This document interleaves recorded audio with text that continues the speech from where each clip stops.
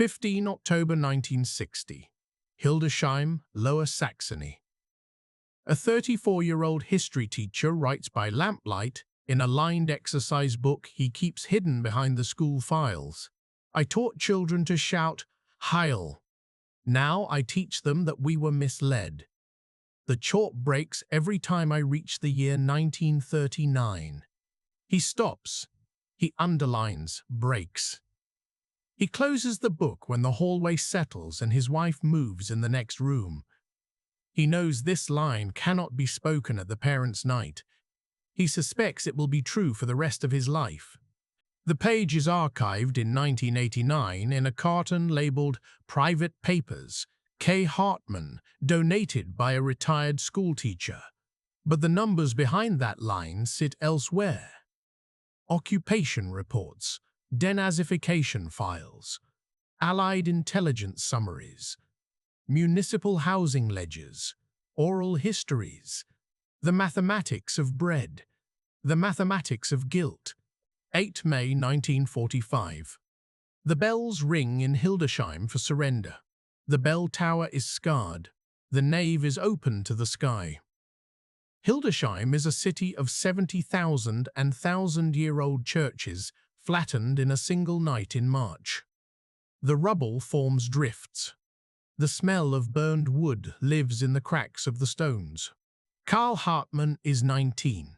He is not a soldier. He is a former Hitler Jugendscharführer, promoted in 1943 to drill younger boys in the Jungvolk, while his older classmates are sent to the front. He is a prefect with a swagger. He wears a wool uniform without insignia. He has learned songs. He has learned to measure worth by uniform. He writes in a notebook now lost, I wore the armband daily. I led the shouting. It felt necessary in the way the church once felt necessary. He does not write this in 1945. In 1945 he writes, We must live first. The British enter on 12 April 1945, 4 weeks before formal surrender. Their trucks roll under caved-in timbers that once formed a street of half-timbered houses. Curfew is set at 21,000. Loudspeakers announce orders. A British occupation report from April lists Hildesheim among practically destroyed urban centres in the Weser Line region. 55% of housing is damaged or destroyed. The arithmetic of sleep shifts. 3 families to a room. 2 rooms for 6. The chalk marks on door frames update daily. A woman in a headscarf bangs mortar off bricks with a hammer until her palms bleed. Trümmerfrauen, rubble women. They lift, sort, stack. Allied photographs show rows of bricks like loaves on a table. We know the numbers. In the British zone, 1946, 44% of urban dwellings uninhabitable. In Hildesheim, the Municipal Housing Office records 17,628 registered as homeless by September. The city assigns attics. Karl's father is missing. The last letter from the Eastern Front came in January, from somewhere near Königsberg. We go forward, it says. He never returns. His mother, Magda, lines rocks along the windowsill to hold the plastic sheet in place. She looks at her son and tells him to go find coal. The British install a commandantur in a surviving municipal building and keep their guns visible. There will be no reprisals for lawful conduct, says a typed order posted at the market square, but curfew violations will be punished by immediate arrest. A rumor snakes through the breadline. The Russians rape. The Americans are generous. The British do not smile. Rumor is math where statistics do not exist. Panic multiplies faster than food. Cigarettes become money. The cigarette is the smallest currency unit. An Allied intelligence summary notes in July 1945, 1 egg equals 3 cigarettes, a loaf equals 10. The market in Hildesheim shifts to a barter economy overnight. Magda trades a silver spoon for boots. A British private buys a pocket watch for a pack of Lucky Strike. The arithmetic of scarcity is public knowledge. German caloric intake in the British zone, winter 1945–46, hovers at 1,000 to 1,300 calories per day. The official ration card offers 1,550. Actual delivery is lower. The municipal welfare file in Hildesheim lists Magda Hartmann as widow, probably, with one dependent son. Their monthly allotment is 6 kg of potatoes, 3 kg of turnips, 250 g of fat. Christmas is boiled beets. February 1946. The hunger winter sharpens. Men pull sledges with firewood through the ruined streets. The river Innerstay is sluggish with ice. Carbide lamps on bicycles glow like fireflies at dusk, then vanish. An occupation report from February cites a turnip winter inducing edema, dizziness, and absenteeism from work. The arithmetic of body fat becomes chronic. The British open soup kitchens. Care packages arrive sporadically. In a faded photograph, Magda stands in a line outside a Lutheran church wearing her husband's coat. In March 1946, the municipal office posts a notice. Displaced persons will be housed at the edge of town, barracks 3 to 12. DPs are Jews, Poles, Ukrainians, French, Dutch. They are former forced laborers and survivors of camps, now not allowed to go home or unwilling to return. Near Hildesheim, in the British zone, DP camps operate under UNRA and later IRO supervision. Some of the residents wear old striped jackets, some wear donated clothes. They congregate in groups when they go into town. The women in line avert their eyes. A British report notes friction between DPs and local German population due to scarcity and past association. The math is cold. A few cans of corned beef are moved to the DP warehouse. A German combs a child's hair with a lice comb and thinks of the photograph on the wall taken in 1942 in a school courtyard. Rows of boys grinning in HJ neckerchiefs. Karl is chosen by default to testify at a screening of a film. June 1945. The British enforce attendance at newsreel screenings of the camps. In Hildesheim, the cinema with half a roof shows Welt im Film N 5, Die KZs. The title is simple, concentration camps. The footage is unambiguous. Skeletal bodies, bulldozers. The audience murmurs. Some leave, others cannot. Karl remains seated, then stands outside and smokes a cigarette given by a British sergeant. The logic forms, later, into a brittle defense. They showed us horrors without context. We suffered too. The rubble is proof of our suffering. December 1945. The denazification questionnaires arrive. Fragebogen. 131 questions, printed in bold. In the British zone, the Sprüchkammern der Nazification tribunals set categories: major offenders, Hauptschuldig, offenders, Verlastet, lesser offenders, Mittelbelastet, followers, Mitläufer, exonerated, Entlastet. The questionnaire asks, were you a member of the NSDAP? Were you a blockleiter? Did you contribute money? Did you report anyone? Did you attend Which organizations? SA, SS, NSKK, Hitlerjugend. What rank? Karl's file, preserved in the Lower Saxony State Archive and later microfilmed for the Bundesarchiv, contains his neat handwriting. He lists his Hitlerjugend membership, 1938–1945, promoted to Scharführer in 1943. He lists no party membership. He writes, I acted under compulsion. It was mandatory. I never harmed anyone. I was a member, as all were. He attaches a letter of support from Pastor Albrecht, dated 15 January 1946. This boy attended confirmation, assisted in rubble clearing, and is, to my knowledge, not politically compromised. This letter is, in the slang of the time, a Purcellschein. a washing certificate. It does not wash blood because Karl never shed it, but its grammar, cleanse and affiliation. His hearing is scheduled for 3 March 1946 in a repurposed courtroom with a tarp over the windows. A British officer in uniform sits in the back in case the room overheats. The Sprechkammer is composed of Germans approved by the British. The transcript is tight. The chair recites the categories.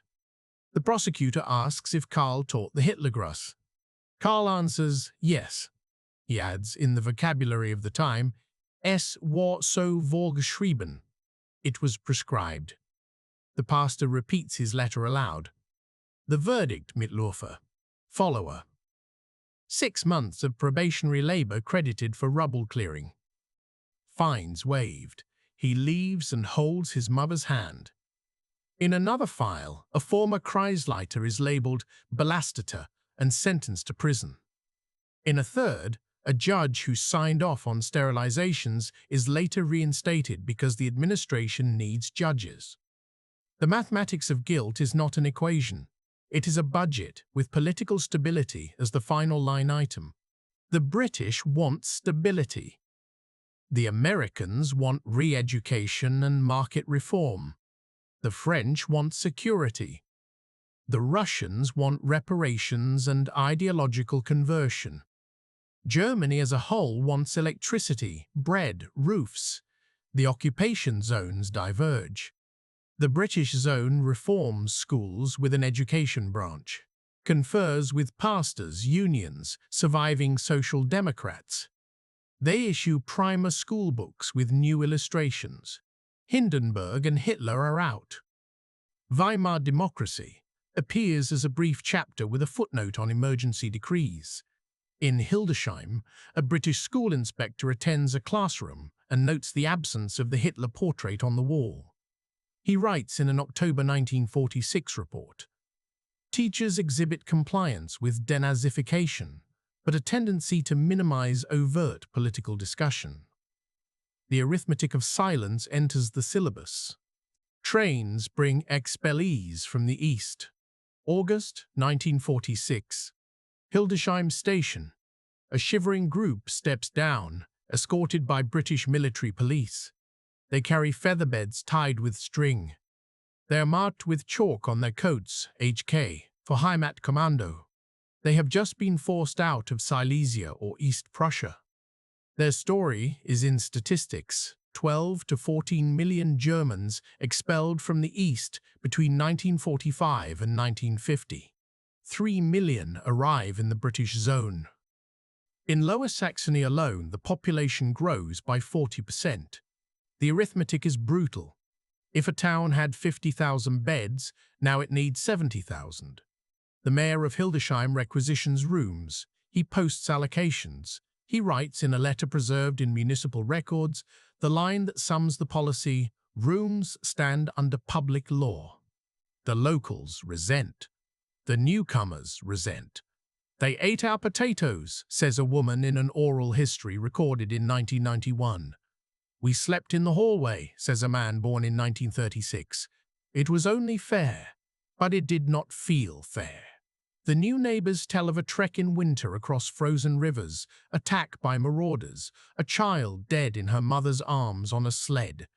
The old neighbors tell of March 1945, the sky a furnace over Hildesheim. Everyone has a claim to pain. The arithmetic of sympathy is insufficient. The expellee associations form. They demand recognition and political power. They will shape elections in 1950 and 1954. They will fill the market square with banners bearing the names of lost towns: Breslau, Königsberg, Danzig, Brunn. In 1947, the British opened teacher training courses for Nottelhera emergency teachers. Thousands of teachers have been dismissed. Thousands more are needed to teach children whose fathers are dead or absent and whose mothers clear rubble and wait in queues. Karl applies. He has finished his abitur in 1943 under sirens. He passed with grades he does not trust. He wants stability, a desk, respect. The British-run seminar in Hanover includes civics, pedagogy, British views on democracy. The curriculum includes the Universal Declaration of Human Rights, 2 German constitutions that failed and 1 not yet written. An instructor says, "You must teach to question authority." The room mood is polite. They write the phrase in their notebooks without underlining it. July 1947.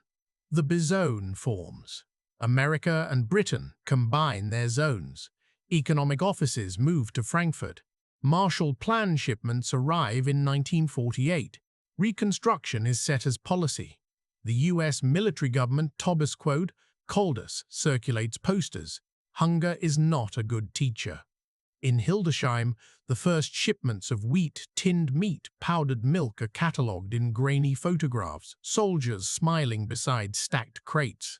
A Marshall Plan ledger shows the numbers. By 1952, West Germany receives 1.4 billion in aid. The arithmetic is stark. Aid is less than Germans will later imagine, but it matters. It matters for perception. It matters for electric turbines. It matters for a sense that the world is not solely punitive. 20. June 1948. Currency reform. The Deutsche Mark arrives. In Hildesheim, people line up on Theaterstrasse. The old bills lose their value overnight. The bank hands out 40 DM per person as Kopfgeld. Shop windows that were empty yesterday are suddenly full of goods. The black market collapses within days. Cigarettes still buy favors, but cash re-enters life. A British field report notes, general improvement in morale observed. The arithmetic of scarcity shifts toward an arithmetic of wages. The psychology of scarcity lingers. June 1948 is also the beginning of the Berlin blockade. The airlift hums in the sky for 15 months. Hildesheim hears the engines in the night. The British and Americans fly flour, coal, and chocolate into Berlin. A photograph shows a child in Hildesheim watching a Luftbrücke plane and holding a paper plane of his own.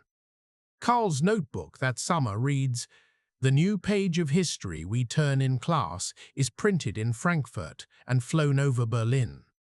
He writes this in 1960, not in 1948. In 1948, he learns the new hymn, "We Belong to the West Now," 23 May 1949. The Basic Law is promulgated in Bonn. The Federal Republic of Germany is born.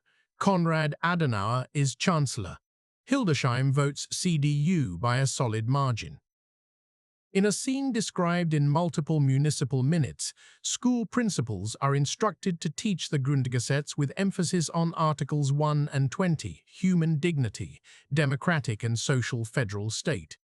The past is to be addressed soberly, briefly, with condemnation and with a turn to the future. The official pamphlets speak of the 12-year period as aberration.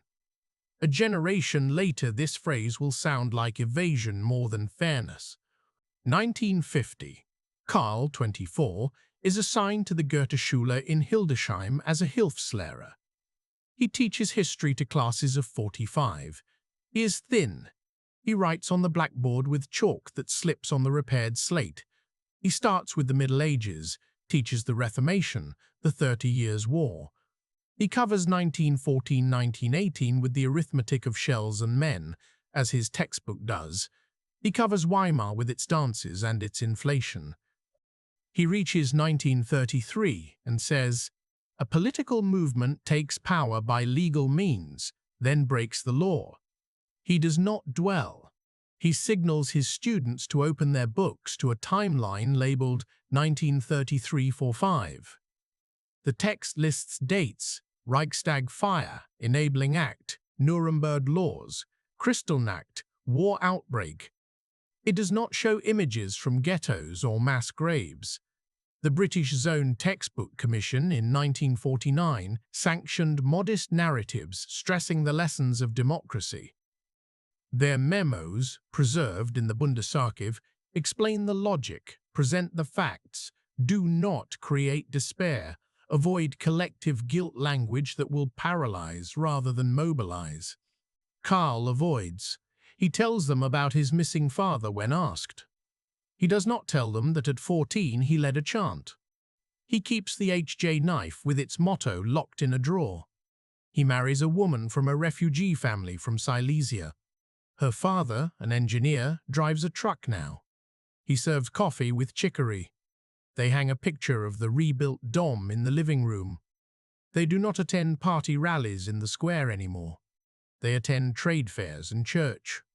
In 1951, the Bundestag passes the Article 131 law, reinstating civil servants who had lost their positions due to denazification if they are deemed necessary for administration. In Hildesheim, a senior official, purged in 1945 as Bielastätter and later reduced to Mittelhofer, returns to the police office. A school inspector who once signed loyalty oaths appears at a staff meeting. The staff list grows. The arithmetic of guilt adjusts to the mathematics of talent shortages. A British report urges caution. A CDU mayor writes in reply, "We cannot run schools without teachers. We cannot run courts without judges." The system chooses to forget selectively. Not all at once, not everywhere, not with the same amnesia, but widely enough that the old civil service smell returns to hallways. 1952. The Lastenausgleichsgesetz, the equalization of burdens law, passes. It taxes those who still have property to compensate expellees and bombed-out families. Karl helps his father-in-law fill out their claim, a farmhouse near Jawa, seized by Polish authorities in 1945. They list furniture, tools, the orchard. They receive a cash payment in installments over years. The arithmetic of loss becomes entries in a ledger. Over coffee, the conversations in living rooms emphasize German suffering. The bombs, the expulsions, the hunger.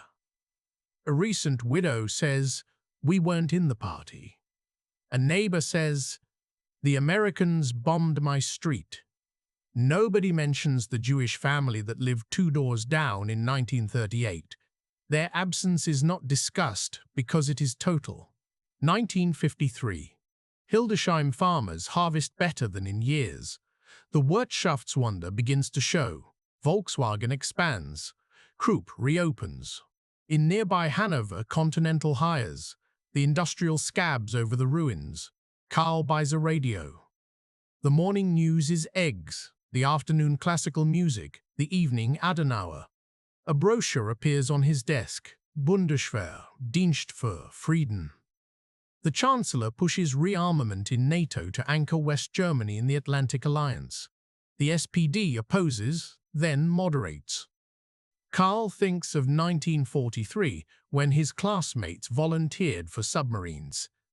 He teaches now 12-year-olds who will in 1957 fill out draft cards. He tells them, "The army of a democracy serves a constitution, not a leader." He learns this line from a pamphlet. He delivers it with conviction because it allows him to reconcile uniforms and law. In 1950, the Bergen-Belsen DP camp closed. In 1955, the memorial plaque at the site is rededicated. A schoolteacher drives a bus of students there. Karl avoids being that teacher the first time. He sends a colleague. He says he has a cold. In 1957, he goes. The guide says, "What happened here must be told."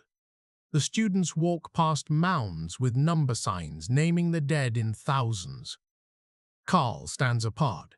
He tries to keep his breath steady. He remembers a night in 1942 when his troop laughed at a joke about Jews told by a leader. He had laughed. He writes in 1960, "I laughed once. I can still hear it." The mathematics of laughter and guilt is not solvable in a classroom. 1960. He writes by lamplight after class. He writes, 1960, West German classroom. A history teacher skips from 1933 to 1945 in a single lesson. That night he writes, "I taught children to shout, 'Heil! Now I teach them that we were misled.' The chalk breaks every time I reach the year 1939. He writes it twice, as if copying a lesson. He hides the page again. In the same year, Eichmann is abducted and stands trial in Jerusalem. The West German press reports daily.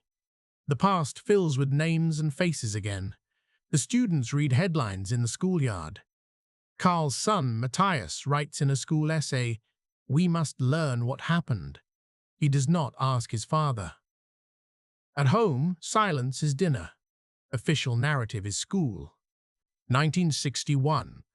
The wall rises in Berlin on 13 August. The newsreels show concrete and barbed wire. West Germany sees itself as a front line of freedom. The Nazi period recedes behind the Cold War. The state invests in roads, in television towers, in football. Karl teaches the Cuban Missile Crisis as a case in brinksmanship. He redoubles the civics. He admires the basic law without sarcasm. He tells his class, "Parliament matters." They yawn. He is content. The past sleeps under glass. 1962. The Spiegel Affair. Police raid the offices of Der Spiegel. Students gather to protest. The younger teachers whisper about freedom of the press. The older ones calm them with procedural talk. Karl reads the coverage under a desk lamp and thinks, "We are learning democracy by mistakes." His chalk does not break at 1939 that week. It breaks at 1848 when he strains to draw a barricade with perspective. 1963. The Auschwitz trials open in Frankfurt. Fritz Bauer, a prosecutor who fled Nazi Germany and returned, orchestrates the process. The press prints witness statements describing selections, beatings, and logistics of murder in a German city's courtroom. The mathematics of killing enters public documents. No longer faceless, no longer solely a matter of Nuremberg. Hildesheim newspapers run daily sequences. A student named Ute asks in class, "Who carried out the orders?" A boy named Peter says, "It was the SS." Karl says, "Yes." Ute asks, "Who watched?" Karl says, "There were many." He feels the chalk splinter. He cannot fully map many onto a list that includes his street, his school, his troop, his school, his troop. He returns to the DP barracks site, now a housing estate. He sees a plaque. He reads the names on the memorial in the synagogue restored in Hanover. He attends a lecture by a survivor organized by the British Council. The survivor says, "Your silence is heavy." The room agrees. The applause is careful. The mathematics of empathy is measured in handclaps. Karl's students read pamphlets from the Bundeszentrale für politische Bildung. They debate the emergency laws proposed in Bonn. They draw posters with slogans. The school books change slowly. A revised textbook in 1965 includes a photograph of a deportation from Cologne. It includes questions at the end of the chapter. What did German society know? Karl writes in the margin, "Everything would be the wrong answer." Nothing would be the wrong answer. He draws a line between them and writes, "What is knowable? What is deniable?" He does not show these notes to his class. 1967. On 2 June, in West Berlin, during protests against the Shah of Iran, a policeman shoots a student, Benno Onesorg, in the head. The image circulates. The Students for a Democratic Society, SDS, radicalize.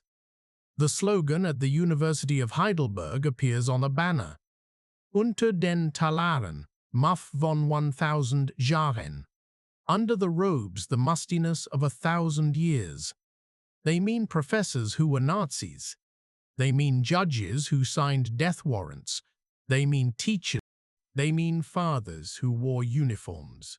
Karl's son, now 19, attends a rally in Hanover. He carries a sign, question authority. He asks his father that evening, "Where were you?" Karl says, "Here." Matthias says, "No." "Where were you?" The conversation lasts 6 minutes. It breaks like chalk. The dinner cools. The radio fills the space with Beethoven. 1968. Rudi Dutschke is shot and wounded. In Frankfurt, students occupy buildings. In Hildesheim, the youth wing of the SPD holds debates about Vietnam and the emergency laws. Karl stands in the back of the school auditorium during a parent-teacher meeting. A father shouts that the school must teach order. A mother asks for more instruction on the Jewish persecution. The headmaster speaks of curriculum constraints. The pastor speaks of forgiveness. The veteran speaks of bombs. The expellee speaks of the trek in winter. The mathematics of memory is a table no one can balance. The official narrative is changing. The home narrative is not. Karl writes more in 1968 than in any year since 1945. He writes about a girl who stood up and read a poem by Paul Celan. He writes, "Ich trete aus der Reihe, das ich trete." He writes about his father-in-law's Landsmannschaft meeting with maps of old provinces and songs. He writes about his own work. I omit less. The students notice. He still cannot draw 1939 without fear. He still stops on 1 September, writes Polin, and feels the chalk bite into the surface and split. He drinks coffee until midnight, then writes, "The war after the war is the fight between facts and the need for love in the same room." What did re-education achieve? It built a scaffolding. Allied memoranda in 1946 and 1947 show a careful eye. Train teachers in civics, import schoolbooks, remove Nazi symbols, encourage youth clubs without uniforms, support the churches without letting them dominate. The arithmetic of influence was simple. The schoolroom could carry a new grammar of sovereignty and rights if the teacher believed it. Not if he merely read it. Not if he merely kept time. But the system also needed stability. Adenauer chose Westbindung over moral purism. The economy became proof of virtue. An Allied intelligence summary in 1950 notes, "Public acceptance of democratic forms appears to align with economic improvement." The figures support the sentence. The past is less discussed when the refrigerator hums. The denazification files tell a dull story in aggregate. 10 million forms processed, 500,000 categorized as belastet or minder belastet, a few thousand imprisoned, a larger number fined, many returned. The Spruchkammern closed. The files were boxed. The mathematics of guilt was not solved, it was amortized. Like a household spreading the cost over decades with interest. The 31er law was a balloon payment toward the past. The displaced arrived and changed the vote. They shifted the sound of German on the street. They introduced sour cream to sausage in a town that favored mustard alone. They formed associations with flags and lost anthems. They told their children the name of a village they would never see. Their grief had a postal code that no longer existed. They were told they were Germans, but they were told also to assimilate. Their memory became the official memory in the 1950s. The arithmetic of seats in the Landtag required their numbers. The result is visible in Bundesarchiv records of parliamentary debates, hours on expellee compensation, minutes on the first memorials to murdered Jews. Karl's life is a sequence of controlled disclosures. In school, he tells them that elections matter because dictatorships cancel them. At home, he tells his children not to join any organization that gives them a uniform. At reunions, he listens to men who talk about bombs and never about radials of barbed wire. He writes in his notebook the facts he cannot speak at the school's harvest festival. He keeps page after page on the food mathematics of 1946 because it explains behavior better than adjectives. 8 May 1955. 10 years after surrender. A memorial service in the rebuilt church. The pastor preaches reconciliation. The mayor speaks of peace. The veterans clink glasses. The widows nod. A student scribbles hypocrisy in a notebook and passes it to a friend. Carl reads the program and notes the absence of the words Juden, Sinti, Roma, Mordete. He notices, then closes the program. He knows this will change, but not soon enough for that day. In 1958, a colleague invites him to a memorial for the synagogue burned in 1938. The synagogue is a cultural center now, with a Star of David etched in the glass. The speech is careful. The police stand at the back. The rabbi speaks, "We live with you again." The applause is longer than in 1955. The arithmetic shifts line by line. In 1969, after a decade of writing and rubbing out numbers on the board, he writes in the same notebook. The students born after the war talk as if the past is a provocation directed at them. They are not wrong. He adds a sentence that reveals the compromise. The democracy we built was paid for in silence as well as arguments. He knows this is true in offices, in factories, in schools. The science classroom next door now includes a unit on genetics that condemns eugenics explicitly. The literature class reads Bull and Grass. The history class includes a field trip to Bergen-Belsen yearly. The rhetoric in families is less protective. The veterans' gatherings shrink. The expellee rallies still fill a square but are less central. The arithmetic of public speech has tilted toward admission. The home arithmetic is slower. There is a letter from 1970 in his file, addressed to a young man named Peter, who had shouted at him in class in 1968. "Where were you?" he writes. "I was where my age put me. I was not brave, I was not criminal. I taught the shout and then unlearned it. I did not protest what I should have protested. You are right to ask. I am right to teach. We are both living in the result." The letter is never sent. It remains unposted in an envelope stamped, but not mailed. We base these lines on the papers left behind and on the numbers that fill official reports. They tell a story of the arithmetic of scarcity, the mathematics of guilt, the bureaucratic yoga necessary to run a school while adjusting the syllabus of a nation. They tell the story of a man trying to reconcile two selves, a boy in a uniform shouting in a courtyard, and a man standing at a blackboard writing dates and trying not to shake. He is not a monster. He is not a hero.